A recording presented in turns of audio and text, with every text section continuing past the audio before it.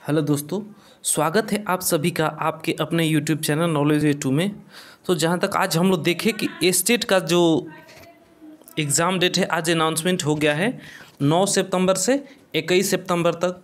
और इतना कम समय में सोशल साइंस का या साइंस का भी तैयारी करना बहुत ही मुश्किल होगा। सोशल साइंस का तो सबसे मुश्किल होगा, क्योंकि सोशल साइंस का जो सिलेबस है सामाजिक विज्ञान का, जो क्या बहुत लंबा है। ठीक है, तो हम लोग ऐसे पढ़ेंगे ताकि आने वाले एग्ज़ाम में ज़्यादा से ज़्यादा क्वेश्चन क्या मैच करे। ठीक है, तो देखते हैं हम लोग कैसे तैयारी करें। हाँ, अगर आप लोग को कोई सुझाव हो तो कमेंट बॉक्स में दीजिए। अभी मैं कर रहा हूँ 2 तरीके से मैं इस वीडियो में पढ़ाऊँगा। आपको कौन सा तरीका अच्छा लग रहा है? वीडियो लंबा भी हो सकता है, तो मैं चाहूँगा कि वीडियो शॉर्ट हो और ज़्यादा से ज़्यादा क्वेश्चन इसमें क्या रहे। ठीक है, तो चलिए आज का हम लोग पहला क्वेश्चन देखते हैं कि इटली तथा जर्मनी वर्तमान में किस महादेश के अंतर्गत आते हैं। तो इटली तथा जर्मनी जो है वर्तमान में किस महादेश के अंतर्गत आते हैं? तो ये यूरोप महादेश का, जो कि आप लोग का फर्स्ट ऑप्शन है उत्तरी अमेरिका, सेकंड है दक्षिणी अमेरिका, थर्ड है यूरोप और डी नंबर है पश्चिमी एशिया। तो किस में आता है? ये यूरोप में आता है। जो है आपका इटली और जर्मनी यूरोप में आता है। अब देखिए, इटली और जर्मनी के एकीकरण में के विरुद्ध में कौन था? ऑस्ट्रिया था। ऑस्ट्रिया जो था वो इटली और जर्मनी के एकीकरण के विरुद्ध में था। ऑस्ट्रिया जो सेडोवा के युद्ध में हार गया था। ठीक है, ऑस्ट्रिया जो सेडोवा के युद्ध जो ऑस्ट्रिया लड़ा था, उसमें क्या 1866 ईस्वी में हुआ था। 1866 ईस्वी में सेडोवा का युद्ध हुआ था, जिसमें ऑस्ट्रिया की हार हुई थी। ठीक है, चलिए अब नेक्स्ट क्वेश्चन हम लोग देखते हैं, क्वेश्चन नंबर 2। तो क्वेश्चन नंबर 2 है कि फ्रांस में किस शासन वंश की पुनः स्थापना वियना कांग्रेस के द्वारा की गई थी। तो जो फ्रांस में वियना कांग्रेस के द्वारा जिस वंश की स्थापना हुई थी वो था बुर्बो वंश। हम डायरेक्ट ऑप्शन ही आप लोग को कर रहे हैं। ठीक है, कौन था? बुर्बो वंश की स्थापना हुई थी वियना कांग्रेस के द्वारा फ्रांस में। ठीक है, ये 1815 ईस्वी में बुर्बो वंश की स्थापना 1815 ईस्वी में हुई थी। इसको वियना सम्मेलन भी कहते हैं। और कि इसकी अध्यक्षता कौन की थी? तो मेटरनिक जो था, ये जो बुर्बो वंश की स्थापना जिस सम्मेलन में होती है वियना कांग्रेस में या वियना सम्मेलन में, उसका अध्यक्ष था मेटरनिक। नेक्स्ट हम लोग देखते हैं क्वेश्चन नंबर 3। देखिए, क्वेश्चन नंबर 3 दे रखा है कि मेजनी का संबंध किस संगठन से था। तो जो मेजनी था उसका संबंध किससे था? तो ऑप्शन नंबर आपका बी आंसर होगा, कार्बोनरी जो संगठन था उसका से संबंध मेजनी का था। ठीक है, अब देखिए, तो जो मेजनी है यह यंग यूरोप की स्थापना की थी। यंग इटली की भी स्थापना इसने की थी। अब फ्रेंड्स ऑफ इटली ये मेजनी के द्वारा ही किया गया था। नेक्स्ट हम लोग देखते हैं, नेक्स्ट है इटली एवं जर्मनी के एकीकरण के विरुद्ध निम्न में कौन था। तो कौन था? तो वो ऑस्ट्रिया था। ऑस्ट्रिया जो था इटली और जर्मनी के जो एकीकरण था उसके विरुद्ध में कौन था? तो वो ऑस्ट्रिया था। ऑस्ट्रिया जो था इटली एवं जर्मनी के एकीकरण के विरुद्ध में था। सेडोवा के युद्ध, जो सेडोवा का युद्ध था ऑस्ट्रिया उसमें था। ऑस्ट्रिया की हार हुई थी। और कब हुआ था? 1866 ईस्वी में सेडोवा का युद्ध हुआ था। ठीक है, नेक्स्ट हम लोग देखते हैं। देखिए, नेक्स्ट है कि काउंट काबूर को विक्टर एमेनुअल ने किस पद पर नियुक्त किया था। तो जो काउंट काबूर को विक्टर एमेनुअल ने प्रधानमंत्री के पद पे, किस पे? प्रधानमंत्री के पद पे इसको नियुक्त किया था। अब इससे जुड़े हुए कुछ हम लोग और फैक्ट देख लेते हैं। तो कैमिलो बेंसो भी क्या इसको कहा जाता है, काउंट काबूर को। ठीक है, और इटली के एकीकरण का दिमाग इसे कहा जाता है। ठीक है, जबकि तलवार किसे कहा जाता है? गैरीबाल्डी को इटली के एकीकरण की तलवार कहा जाता है, जबकि काउंट काबूर को दिमाग कहा जाता है, एकीकरण का दिमाग। नेक्स्ट क्वेश्चन हम लोग देखते हैं, गैरीबाल्डी पेशे से क्या था। तो गैरीबाल्डी पेशे से क्या था? तो यह एक नाविक था। गैरीबाल्डी पेशे से क्या था? यह नाविक था। गैरीबाल्डी पेशे से क्या था? तो ये एक नाविक था। ठीक है, और यह लाल कुर्ती, जो लाल कुर्ती संगठन था, गैरिबल्डी ने ही क्या इसकी स्थापना की थी। 1862 में रोम अटैक योजना इसी के द्वारा क्या हुआ था। और इटली की एकीकरण का तलवार इसे कहते हैं, ठीक है। जबकि दिमाग किसे कहते हैं, तो वो काउंट कावूर को इटली के एकीकरण का दिमाग कहते हैं। नेक्स्ट हम लोग देखते हैं 7 नंबर क्वेश्चन। 7 नंबर क्वेश्चन है कि जर्मन राइन राज्य का निर्माण किसने किया था। तो जर्मन राइन जो राज्य था उसका निर्माण किसने किया था। तो ऑप्शन ए है लुई 18वां, ऑप्शन बी है नेपोलियन बोनापार्ट, सी है नेपोलियन II, डी है बिस्मार्क।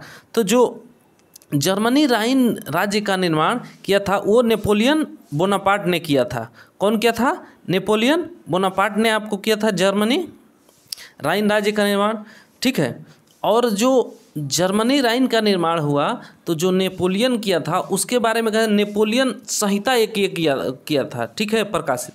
वो कब किया था, तो 1804 में, 1804 में किया था। और इसमें क्या 5 कोड थे, ठीक है। 1804 में किया था नेपोलियन संहिता, नेपोलियन बोनापार्ट ने, और उसमें क्या 5 कोड थे। नेक्स्ट क्वेश्चन हम लोग देखते हैं। देखिए नेक्स्ट क्वेश्चन है कि जाल्वेरिन कैसी संस्था थी। तो जाल्वेरिन कैसी संस्था थी, तो जो जाल्वेरिन थी यह व्यापारियों की संस्था थी। जाल्वेरिन क्या थी, यह व्यापारियों की संस्था थी। अब नेक्स्ट हम लोग देखते हैं रक्त एवं लौह नीति का अवलंबन किसने किया था। तो रक्त एवं लौह नीति का ये जो अवलंबन था किसने किया था, तो ये बिस्मार्क था। कौन था, बिस्मार्क ने किया था रक्त एवं लौह नीति का अवलंबन, ठीक है। अब इसके बारे में हम बिस्मार्क के बारे में जब देखें, हम लोग कुछ फैक्ट देखते हैं बिस्मार्क के बारे में। तो जो बिस्मार्क था यह एक कूटनीतिज्ञ था, ठीक है। और यह जर्मनी का चांसलर था। जो बिस्मार्क था वो क्या जर्मनी का चांसलर था और यह एक कूटनीतिज्ञ था, ठीक है।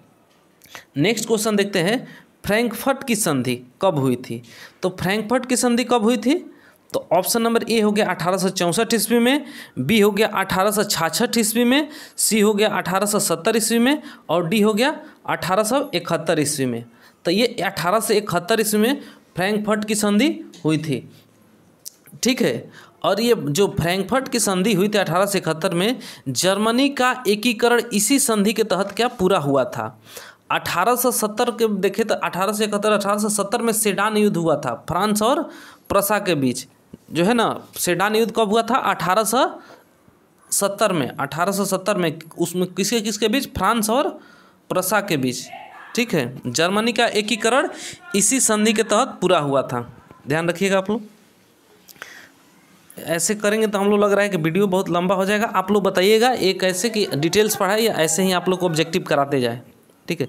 अब नेपल्स की संधि कब हुई थी। नेपल्स की संधि कब हुई थी, तो ऑप्शन नंबर ए है 1820, ऑप्शन नंबर बी है 1821, और ऑप्शन नंबर सी है 1822, ऑप्शन नंबर डी है 1823। तो आपको जो ये हुई थी नेपल्स की क्रांति, ये 1821 ईस्वी में हुई थी। और 1870 में हम क्या बताएं कि सेडान का युद्ध हुआ था, किसके बीच, फ्रांस और प्रसा के बीच, ठीक है। अब हम लोग नेक्स्ट देखते हैं चार्टिस्ट आंदोलन कहाँ हुआ था। तो चार्टिस्ट आंदोलन कहाँ हुआ था, ऑप्शन ए हो गया आपका फ्रांस, ऑप्शन ए हो गया फ्रांस, ऑप्शन बी हो गया ऑस्ट्रिया, ऑप्शन सी हो गया हंगरी, ऑप्शन डी हो गया इंग्लैंड। तो जो चार्टिस्ट आंदोलन था वह इंग्लैंड में हुआ था, इंग्लैंड के लंदन में चार्टिस्ट आंदोलन हुआ था, ठीक है। नेक्स्ट हम लोग क्वेश्चन देखते हैं 13 नंबर। देखिए यूनान को स्वतंत्र राष्ट्र घोषित किया गया। तो ऑप्शन ए है 1835 में, ऑप्शन बी है 1832 में, ऑप्शन सी है 1842 में, ऑप्शन डी है 1830 में। तो इसका ऑप्शन नंबर बी आपका सही आंसर हो जाएगा। कब, 1832 में। 1832 में क्या हुआ था, तो यूनान को स्वतंत्र राष्ट्र घोषित किया गया था। 14 नंबर क्वेश्चन देखते हैं हम लोग। देखिए 14 नंबर है कार्बोनरी संगठन किस वर्ष हुआ। जो कार्बोनरी संगठन था वो क्या किस वर्ष हुआ था। तो जो कार्बोनरी संगठन था, तो ऑप्शन नंबर ए है आपका 1832, बी है 1815, सी है 1810 और डी है 1831। तो हम लोग का राइट आंसर हो जाएगा 1810 ईस्वी में। 1810 आपका राइट आंसर होगा। ठीक है, नेक्स्ट क्वेश्चन हम लोग देखते हैं, जो एड्रियानोपुल की संधि कब हुई थी। तो एड्रियानोपुल की संधि कब हुई थी, तो ऑप्शन नंबर ए है 1828, ऑप्शन नंबर बी है 1829, ऑप्शन नंबर सी है 1830 और ऑप्शन नंबर डी है 1831। तो जो एड्रियानोपुल की संधि हुई थी ये कब हुई थी, 1829 ईस्वी में हुई थी। और किसके किसके बीच, ये रूस और तुर्की, जो रूस और तुर्की है उसके बीच में क्या यह संधि हुई थी। नेक्स्ट क्वेश्चन हम लोग देखते हैं, एड्रियानोपुल की संधि किन दो देशों के बीच हुई था। तो ये क्या बताए हम, आप लोग ऊपर देखे हैं किसके, तुर्की और रूस के बीच में। ठीक है, कब हुई थी, 1829 ईस्वी में हुई थी। नेक्स्ट क्वेश्चन हम लोग देखते हैं कि सेडान का युद्ध किनके बीच हुआ था। तो सेडान का जो युद्ध था किनके बीच, हम अभी बताया आप लोगों को कुछ देर पहले। तो ऑप्शन नंबर ए है प्रसा और ब्रिटेन, ब्रिटेन और फ्रांस, ऑप्शन सी है फ्रांस और प्रसा, ऑप्शन डी है फ्रांस प्रसा और रूस। तो सेडान का जो युद्ध हुआ था वो फ्रांस और प्रसा के बीच हुआ था। अब कब हुआ था ये, तो ये 1870 में हुआ था, 1870 में हुआ था। ठीक है, सेडान का जो युद्ध है 1870 में हुआ था, फ्रांस और प्रसा के बीच। नेक्स्ट क्वेश्चन है, किस देश का हंगरी पर पूर्ण आधिपत्य था। देखिए, जो ऑप्शन नंबर ए हो गया फ्रांस, बी हो गया ऑस्ट्रिया, सी हो गया ब्रिटेन, डी हो गया तुर्की। तो जो किस देश का हंगरी पर पूर्ण आधिपत्य था, तो वो था आपका ऑस्ट्रिया का था, जो वो क्या अपना पूर्ण इस पे आधिपत्य था। नेक्स्ट क्वेश्चन है, पोलैंड के विद्रोह का किसने कुचल दिया। पोलैंड के विद्रोह को किसने कुचल दिया। तो यह आपका कौन था, ऑप्शन ए रूस, बी ब्रिटेन, सी ऑस्ट्रिया, डी फ्रांस।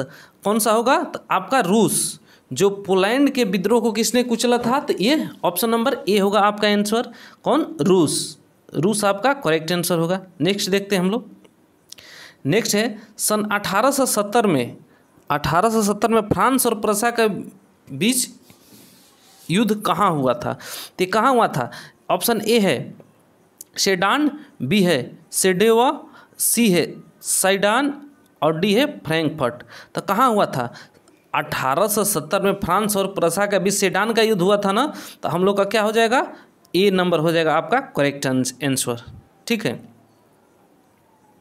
नेक्स्ट हम लोग देखते हैं, यूरोप वासियों के लिए किस देश का साहित्य एवं ज्ञान विज्ञान प्रेरणा स्रोत था।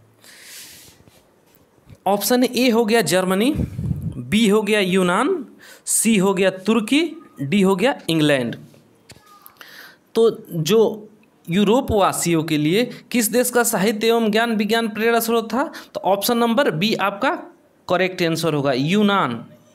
जो यूनान का था वो इन लोगों के लिए क्या था, प्रेरणा स्रोत था। नेक्स्ट क्वेश्चन हम लोग देखते हैं, युवा इटली संस्था का विकास किया। तो जो युवा इटली थी इसका विकास किसने किया था, तो ऑप्शन ए हो गया मेजनी ने, ऑप्शन बी हो गया काउंट काबूर ने, सी हो गया गैरीबाल्डी ने और डी हो गया बिस्मार्क ने।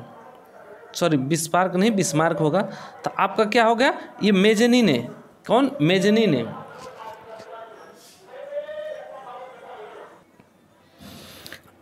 युवा इटली का संस्था का विकास किया, तो ये किसने किया था, यह ऑप्शन नंबर ए आपका राइट आंसर होगा, मेजनी ने।